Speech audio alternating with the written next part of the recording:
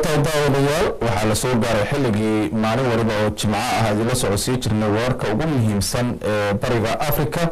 Alaba waxaa stuudiyadeena magaalada Nairobi ee wadanka Kenya noogu soo diyaariyay wariyaheena Keenan Cabdulqaadir. mahadsanid maxamed cabdisalaam TV daawadayaal kusoo dhawaada wararka bariga Afrika oo jimco walba ku daawataan warka Kalsan TV. magacaygu waa Keenan Cabdulqaadir Xuseen.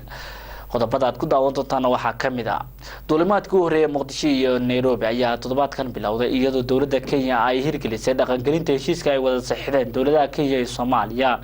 dhimasho ka dhalatay xoolo raacato ku dagaalamay deegaanka Isiolo countiga Mandera ayaa waxaa lagu kordhiyay bandowgiisa 3 bilood sabab la xiriira xagga amniga. dawladda Ethiopia ayaa 4 bilood ku kordhisay xukunkii degdega ah ee ku riday dadkii ka dambeeyay banaanbaxyadii kilkila wadankaasi. wadanka koonfurta Suudaan ayaa weerar gaadmaha lagu dilay 6 ka tirsan dad sida gargaar bini'aadanimo. daawadayaal qodobadaas iyo qodobo kale ayaad ku daawan doontaan wararka bariga Afrika. iminka se kusoo dhawaada isaga iyo fidsan.